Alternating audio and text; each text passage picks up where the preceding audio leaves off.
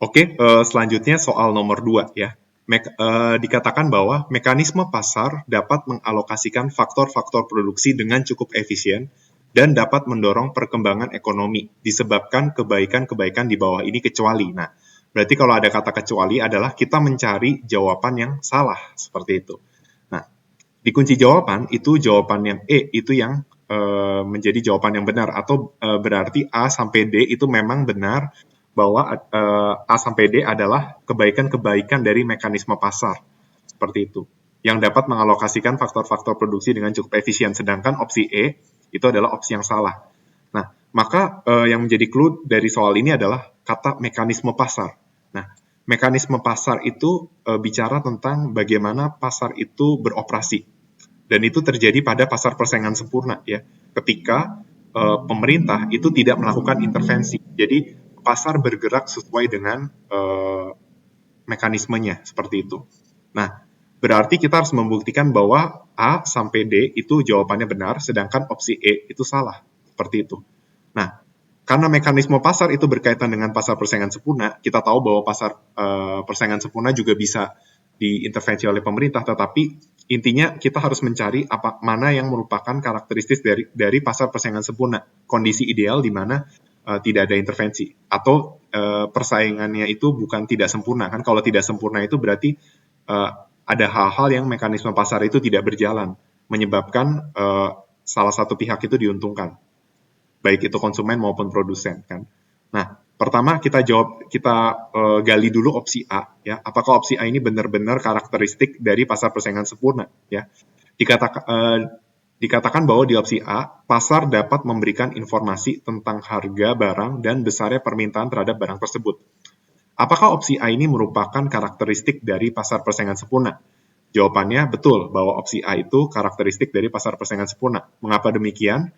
Karena bicara tentang informasi harga barang dan besarnya permintaan, berarti itu ada kaitannya dengan perfect information.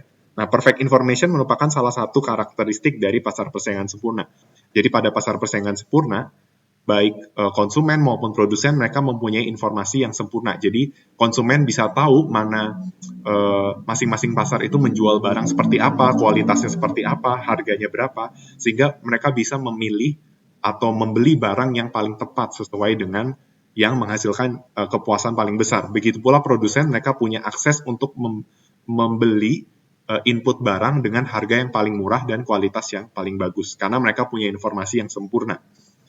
Jadi opsi A itu merupakan karakteristik dari pasar persaingan sempurna, sehingga jawabannya benar bahwa dia adalah kebaikan-kebaikan dari adanya mekanisme pasar. Nah, bagaimana dengan opsi B yang mengatakan bahwa pasar mendorong pengusaha untuk menambah produksi dan meningkatkan kegiatan ekonomi? Nah, ini berkaitan dengan jika mekanisme pasar itu menyebabkan permintaan itu meningkat, ya. Jadi ketika kita bicara kondisi equilibrium itu tidak selalu kondisinya itu tidak berubah, oke? Jadi misalnya kita punya kurva seperti ini, kurva di pasar ya. Misalnya ini adalah demand, lalu ini adalah supply-nya. Nah, ini adalah keseimbangannya. Oke. Nah, bukan berarti kalau kondisi pasar berubah, itu berarti pasar tidak berjalan sesuai keseimbangan. Yang dimaksud pasar tidak berjalan sesuai keseimbangan itu ketika misalnya ada intervensi yang menyebabkan misalnya ada penetapan harga minimum. Nah, ini baru kondisinya tidak seimbang, karena supply demand-nya tidak bergeser, tapi kenyataannya supply itu lebih besar dari demand. Seperti itu. Begitu pula dengan penetapan misalnya harga maksimum seperti ini. Oke. Nah, tetapi keseimbangan itu bisa berubah. Misalnya kalau kasusnya itu adalah consumer itu semakin prefer untuk menggunakan atau mengonsumsi barang ini. Atau mereka memiliki willingness to pay yang lebih tinggi disebabkan oleh berbagai faktor, misalnya income yang meningkat, atau faktor-faktor yang menyebabkan si demand itu shifting to the right, seperti itu. Jadi taruhlah kurva demand seperti itu. Maka kita bisa lihat bahwa kuantitas equilibrium akan meningkat dan harga equilibrium itu juga akan meningkat. Nah, berarti opsi B ini sebenarnya mau bicara apa? Pasar mendorong pengusaha untuk menambah produksi dan meningkatkan kegiatan ekonomi. Nah, ini merupakan ciri khas dari mekanisme pasar. Ketika demand meningkat, ya, supply-nya itu tidak harus supply function-nya itu tidak harus berubah, tetapi keseimbangannya itu akan berubah. Ya, supply akan merespon dengan menaikkan harga, karena untuk memenuhi demand yang baru, dia memiliki biaya produksi yang lebih tinggi, seperti itu. Maka harga akan meningkat, kuantitas equilibrium akan meningkat. Dan kalau kita lihat dari segi makro, ya agregat demand dan agregat supply, berarti ini menunjukkan adanya pertumbuhan output atau value dalam konteks ini value added ya, PDB. Ya, berarti opsi B itu benar ya, bahwa pasar mendorong pengusaha untuk menambah produksi dan meningkatkan kegiatan ekonomi. Oke. Lalu bagaimana dengan opsi C yang mengatakan bahwa harga barang ditentukan oleh permintaan dan kelangkaannya, menyebabkan pengusaha berusaha untuk menggunakan faktor produksi secara efisien untuk mencapai permintaan tersebut. Nah, perlu kita ketahui bahwa pasar persaingan sempurna beroperasi pada saat harga dan kuantitas itu ada di equilibrium, seperti yang saya sampaikan tadi ya. Nah, lalu kita juga perlu mengetahui bahwa kalau produksi barang efisien, maka sumber daya atau resource yang sama dapat menghasilkan output yang lebih banyak. Simpelnya seperti ini. Ya. Misalnya tadinya kita menggunakan 30 labor dan 40 capital. Dan ini produksi yang dihasilkan adalah 500 unit barang. Nah, apa yang terjadi jika dengan resource yang sama, yaitu 30 labor dan 40 capital, perusahaan bisa menghasilkan 600 unit barang? Maka kita bisa bilang bahwa perusahaan lebih efisien produksinya sekarang. Kenapa? Karena dengan resource yang sama, dengan labor dan capital yang sama, ini kita asumsikan inputnya hanya labor dan capital, dia bisa menghasilkan barang yang lebih banyak. Jadi biaya rata-ratanya lebih kecil. Seperti itu. Oke? Maka kalau produksi barang efisien, berarti sumber daya yang sama itu bisa menghasilkan output yang lebih banyak. Nah, tetapi ingat kalau resource-nya sama, berarti total biayanya sama. Oke? Nah, untuk karena di sini kalian sudah pernah memahami ekonomi ya, kalian pasti tahu profit itu adalah total revenue kurang total cost. Nah, dengan resource yang sama, total cost itu konstan. Nah, tetapi kita mengetahui bahwa total revenue adalah price dikali quantity, seperti itu. Nah, ketika dengan resource yang sama, jumlah barang yang dihasilkan meningkat, berarti I itu meningkat. Nah, asumsikan harga itu tetap konstan. Berarti profit itu meningkat. Makanya opsi C itu bisa kita benarkan bahwa harga barang itu ditentukan oleh permintaan dan kelangkaannya. Ya, semakin langka barang tersebut harganya bisa meningkat, dan mungkin permintaan itu juga bisa merespon ya. Mungkin kalau dia barang mewah langka itu bisa dicari, tapi bisa juga kelangkaan pada barang tertentu itu menurunkan permintaan. Tetapi kelangkaan dalam produksi itu berarti menuntut pengusaha untuk seefisien mungkin ya, karena harga inputnya cenderung lebih mahal.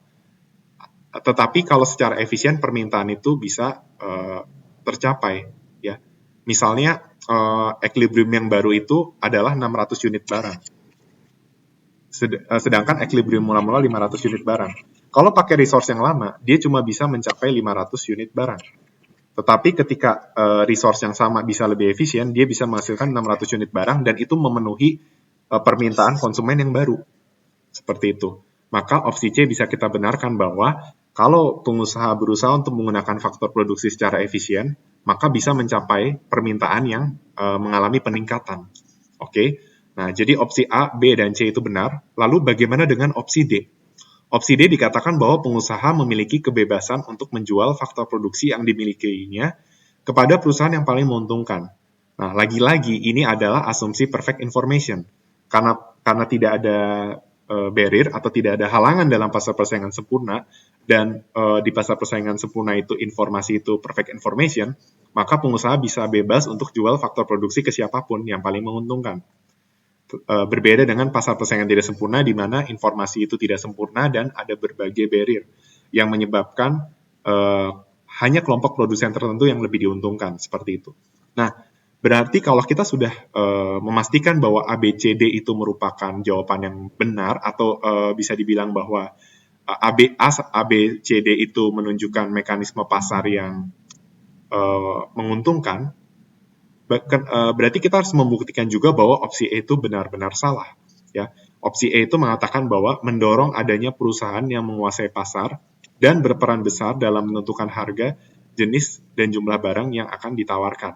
Nah, opsi E ini kenapa bisa salah? Karena opsi E ini bukan ciri khas dari mekanisme pasar. dan bukan ciri khas dari pasar persaingan sempurna.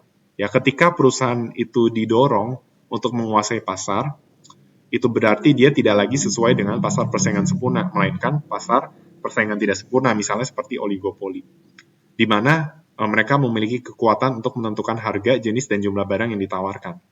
Sehingga pasar tidak lagi beroperasi di kondisi equilibrium seperti ini.